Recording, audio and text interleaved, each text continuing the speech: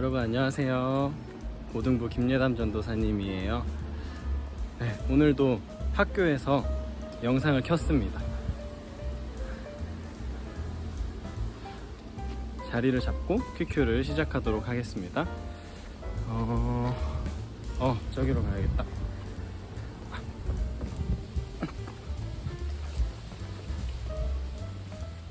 학교에 이렇게 자연에서 쉴 수 있는 이런 벤치가 있네요.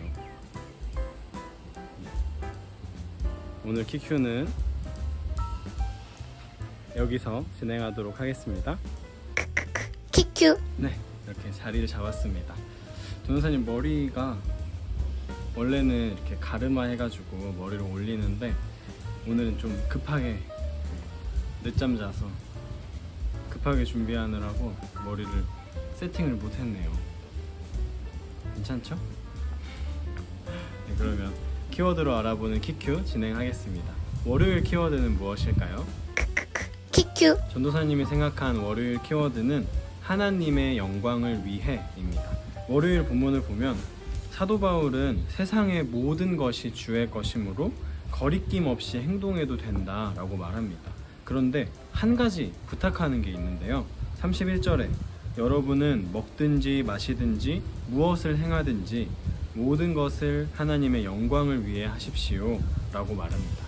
무엇을 먹든 무슨 행동을 하든 마음대로 해도 되지만 내 행위가 하나님의 영광을 가리는 행위라면 하지 말라는 것이죠.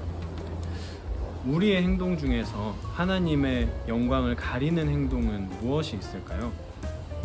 대체로 나쁜 행동들이겠죠?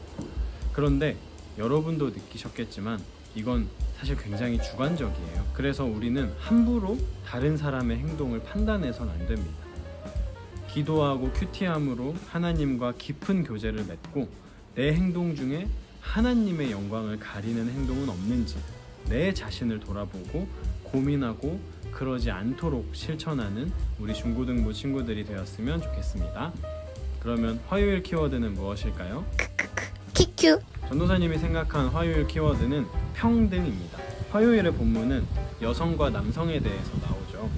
그런데 잘못 읽으면 남녀 차별을 하는 것처럼 느껴질 수도 있습니다. 하지만 이 본문에서 사도 바울이 말하고자 하는 건 11절과 12절입니다. 11절과 12절을 보면 알다시피 우리는 다 하나님에게서 창조된 평등한 존재입니다. 물론 남성과 여성의 그 역할의 차이는 있겠죠. 근데 그 역할의 차이를 존중하고 서로를 도우면서 섬겨야 합니다. 예수님이 이 땅에 오셔서 보여주셨던 그 예수님의 사랑으로 서로를 배척하지 않고 공평하게 사랑하는 우리 중고등부 친구들이 되었으면 좋겠습니다. 그러면 수요일 키워드는 무엇일까요? 키큐. 전도사님이 생각한 수요일 키워드는 예배의 주인입니다. 그런데 수요일 본문과 목요일 본문이 같은 내용으로 이어져 있더라고요. 그래서 오늘은 수요일과 목요일 본문을 합쳐서 똑같은 키워드 예배의 주인이라는 키워드로 수요일 목요일 큐티 리뷰를 해보겠습니다.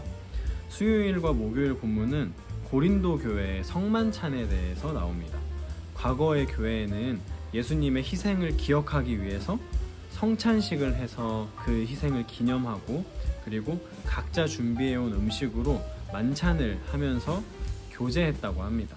그런데 이 성만찬의 의미가 변질이 되어서 빈부에 따른 차별이 일어났다고 해요. 해설을 보니까 부유한 성도들이 먼저 와서 좋은 음식을 먹어버리거나 인원이 제한된 식탁 자리에 앉지 못해서 누군가 소외되는 일이 벌어졌다고도 나와 있죠.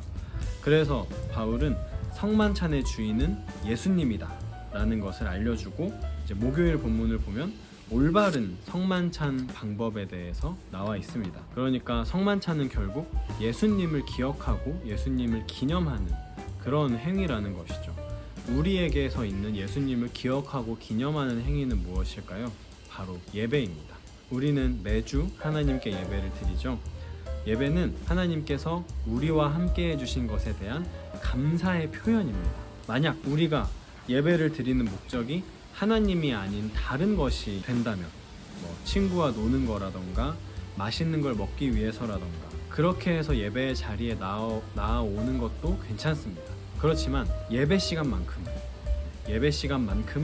하나님을 생각하고 예수님에게 내 최고의 모습을 드리는 우리가 됐으면 좋겠습니다. 예배의 주인인 예수님께서 기쁘게 받으시는 예배를 드리는 우리 중고등부 친구들이 되었으면 좋겠습니다. 그러면 마지막으로 금요일 키워드는 무엇일까요? 키큐 전도사님이 생각한 금요일 키워드는 달란트입니다. 금요일 본문에는 성령님이 주시는 여러 가지 은사들이 나와 있고, 은사는 여러 가지이지만 은사를 주시는 성령님은 한 분이다 라고 나와 있습니다. 은사를 보니까 치유, 능력 행하는 것, 예언, 영을 분별하는 것, 여러 가지 방언하는 것, 방언을 통역하는 것 등등 이렇게 나와 있네요. 여러분은 혹시 이 중에 어떤 은사를 갖고 싶나요? 이 은사를 가지고 하나님께 기도한다면 혹시나 이제 하나님의 계획에 그게 맞다면 그 은사를 여러분에게 주실 수도 있습니다. 그런데 그게 여러분을 향한 하나님의 계획과 맞지 않는다면 주시지 않을 거예요.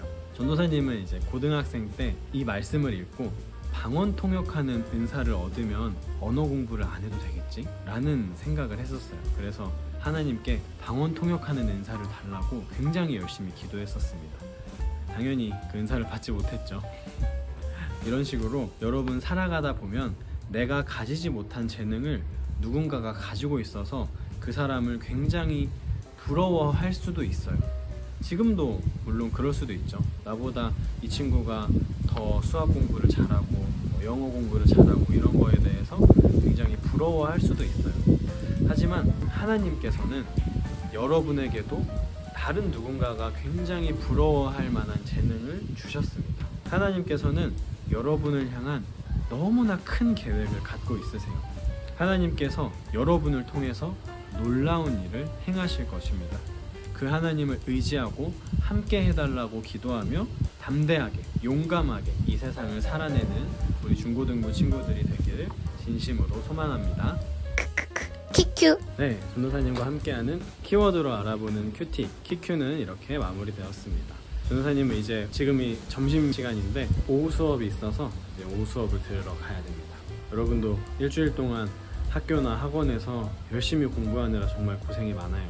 많이 힘들지만 조금만 더 노력한다면 이제 기말고사도 금방 끝나고 여름방학이 여러분을 기다리고 있습니다. 우리 중고등부 친구들 주말 잘 보내고 주일날 웃는 모습으로 만나요.